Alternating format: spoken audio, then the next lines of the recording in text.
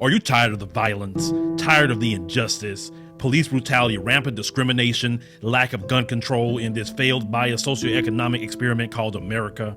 Or maybe you need a break from the relentless grind and want to regain control of your destiny, your wealth, your health, and your purpose. DiversifiedGame.com has the right course for you. Prepare for my first trip to Africa. Looking to reconnect with your roots, start a new business, or just a fresh start. Africa, aka the motherland, is waiting. Don't let the Chinese and the Mzungus have the fun and also take over the motherland. From Cairo to Mombasa, from Dakar to Cape Town, Africa has something for everyone, from business opportunities to the most amazing people, safety, leisure, and landscapes. The opportunities abound. It is time for the diaspora to reconnect with their roots. Time to reconnect with the birthplace of humanity. Africa is the last frontier. Get your head in the game and reclaim your legacy. The writing is on the wall. Babylon is falling. Give up the stress, grind, and violence inflicted on our people on this continent and prepare for a journey of restoration enjoyed by connecting with the land of your ancestors. Check out our new course and kick off your adventure at DiversifiedGame.com.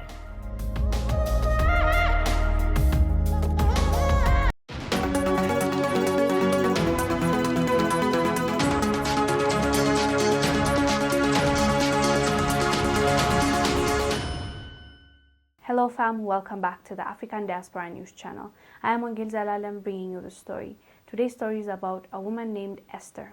She's a Kenyan that is a mother of 4 kids and a wife.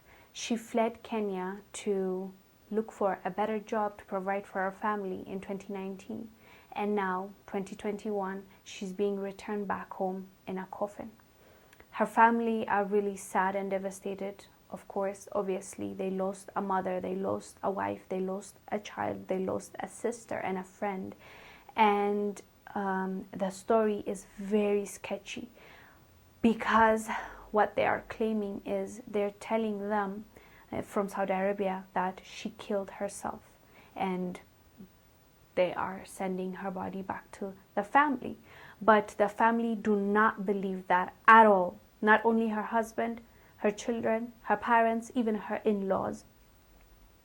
People that know her refuse to believe that. They even shared videos of her, how optimistic she is, how spiritual she is, how happy she was to provide for her family. And they do not believe that she did that to herself. They believe that somebody did that to her. And the other sketchy part is she died in February. They told her family in May. Can you imagine? February, March, April, May. Why wait that long? If you already have the numbers, if you already have the contacts, which they do when you go there, it's the whole system. You'll have your dependents, you'll have your people that need to know if anything were to happen. Contact of emergency, I believe that is what it's called. So they waited all this time till her body is no longer a body that can be worked on, autopsy. If the family wanted to take the body examined, they are not going to be able to. Even if they can, it's not going to be, they're not going to find the best results because this is a 4-month-old body. And that on its own is really, really suspicious. Why keep the family in the dark? Imagine what, oh God, imagine what the family were going through, not hearing from her from February till May. And May you get a phone call from Saudi. You're hoping, expecting to hear her voice, and you hear that she has killed herself and we're sending you back her corpse. So send this much money because it costs now to pay up to get her body back to Kenya. And I don't even know if they have the money. I'm guessing people are contributing to help them out. So they are asking for help. If I find their link, I'll put it down below if you want to help them out. So she left the country in 2019, hoping to change her 4 kids' life, 2 boys, 2 girls, and her husband, to help support her husband as well, and her family members. Her dad said, I really, really begged her not to go, but she refused She wanted a better life, so she went. Her husband is devastated. He is crying on the show that I watched him on. Obviously, that's not what he was expecting. He's even afraid to raise his 4 kids alone. He has a lot of responsibility now. He can only be a dad. He can't be a mom. These kids just lost their mom. They're kids. They're not even old enough. They're just like 6, 7, 8. They needed their mom, and they lost her for Saudi Arabia. How many of our girls need to die for our governments to step up? How many girls do we need to lose for these people that do not respect us nor see us as human beings? They just don't care.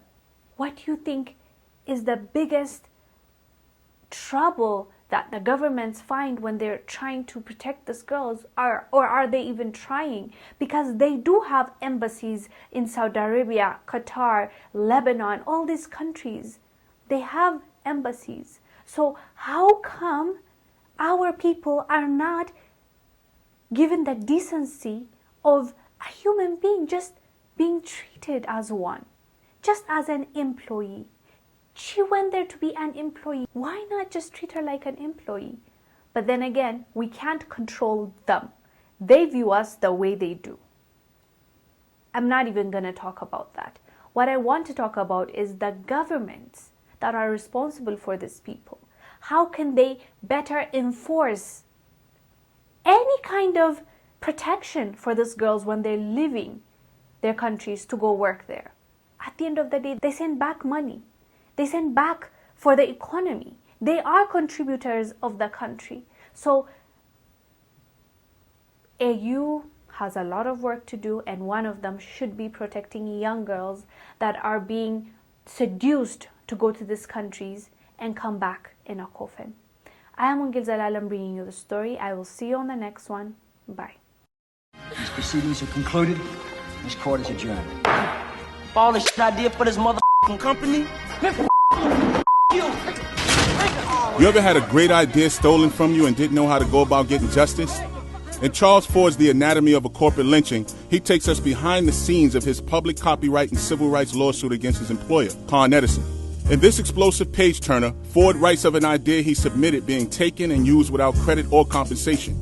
In a book where no names have been changed to protect the guilty, Ford details how he stood his ground legally against theft and racial discrimination.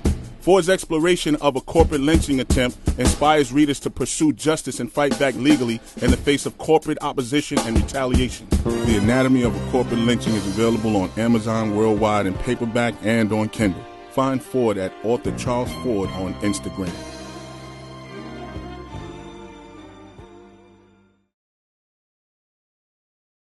Thank you for watching. Make sure to subscribe to our YouTube channel and download the African Diaspora News Channel app, now available on Google Play and the Apple App Store.